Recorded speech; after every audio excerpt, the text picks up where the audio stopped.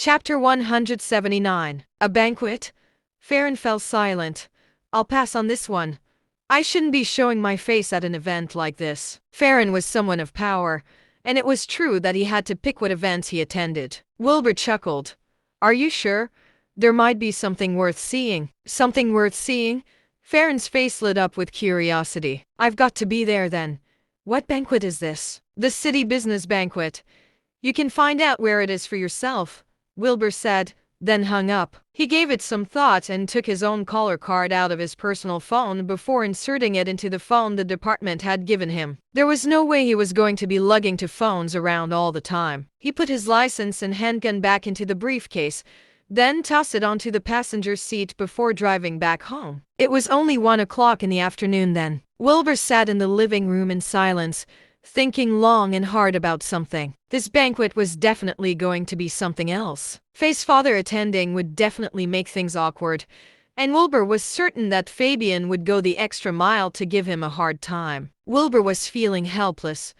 Fabian was, after all, Faye's father, and Wilbur had to respect him for that at the very least. Faye had every right to argue with her father, but Wilbur was far less qualified. He thought about it and figured the best thing to do would be to just wait and see. Either way, he would respect whatever Faye decides to do. She was not only working under Wilbur, the two of them shared a special relationship that was undefined, but it was definitely significant. Time went by just like that, and Faye finally returned from work after 6 o'clock in the evening. Jose was also here, lugging in a large suitcase behind her. Jose had been Faye's driver and bodyguard ever since Wilbur had taken him down.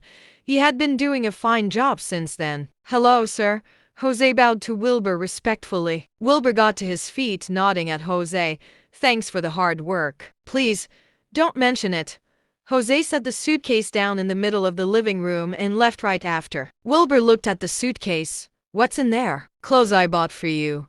Surely you aren't thinking of showing up to the banquet in a t-shirt and jeans, are you? Faye smiled. Wilbur nodded, and Faye opened the suitcase. In it were a few suits and several pairs of shoes. Faye made Wilbur try them on one by one, taking her time to marvel at the sight before deciding on a pale blue suit with beige loafers. With the new clothes, Wilbur instantly looked a lot younger.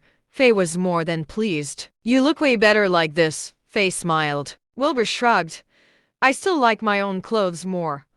This isn't very comfortable for me. You can dress like this once in a while. There's no harm in it, Faye said. Wilbur nodded. Let's go. It's already past 7 o'clock, Faye said. Wilbur looked at Faye.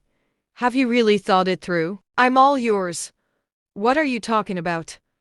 Faye rebutted swiftly, leaving Wilbur to blush awkwardly. This woman was truly not to be messed with. All right then. Let's go. The two of them left, and Wilbur drove off to Seacher Hotel. The Seacher Hotel was funded by the government and was mainly used to entertain authorities while also being open to the public. Anyone who dined or stayed there was definitely someone of power, as regular people could not afford to do so.